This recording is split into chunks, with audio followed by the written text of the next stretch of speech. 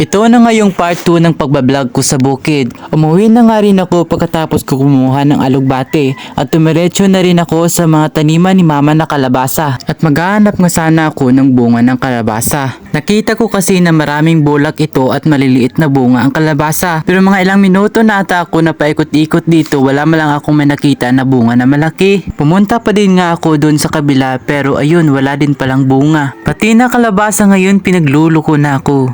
Uy, dinamay yung kalabasa. Ayun na nga, mga ilang minuto ata akong paikot-ikot doon sa taniman ni mama na kalabasa. Wala malang kahit isang may nakita. Sipan ko na nga lang na pupunta na lang ako doon sa puno ng mga saba na saging para manguha ng puso ng saging na saba. Sana all kinukuha yung puso.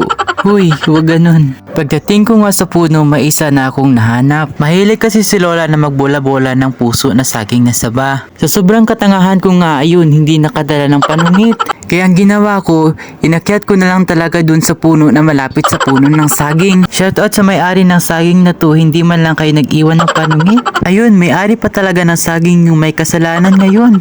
Joke lang. Naging ungkoy nga ako sa araw na to dahil sa puso ng saging. Ayun na nga't nakuha ko na rin at dali-daling bumaba, baka mahuli pa ng may-ari. Hindi, joke lang talaga yun. Bumaba na nga rin ako at ito yung nakuha kong puso ng saging. Isa nga lang yung nakuha ko kasi isa lang yung meron. Umuwi na nga rin ako dun sa may kubo. Naalala ko nga yung panahon na nagluto si mama ng bula-bulang saging. Gusto ko na 2 piraso talaga yung sa akin kasi ulamin ko yung isa naman ay papakin ko. Huy, napakadamot.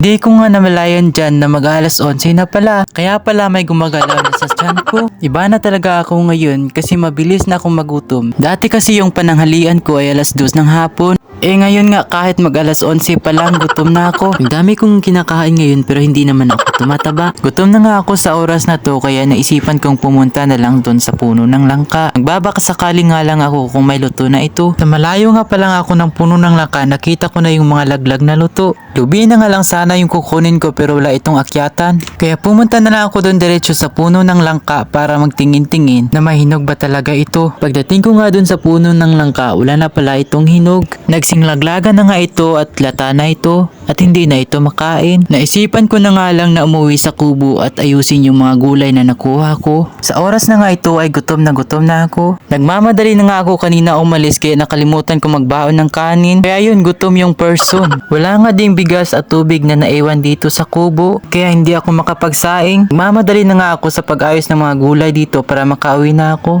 Mag-iisang oras ngayong lalakarin ko bago ako makarating doon sa may bahay. Habang nag-aayos nga ako ng mga gulay na ilalagay ko sa lagayan, yung mga imagination ko ay nasa mga pagkain na. Natapos na nga rin ako at ready na akong umalis. Hanggang dito na nga lang itong video na to. This is Win's Vlog. Bye-bye!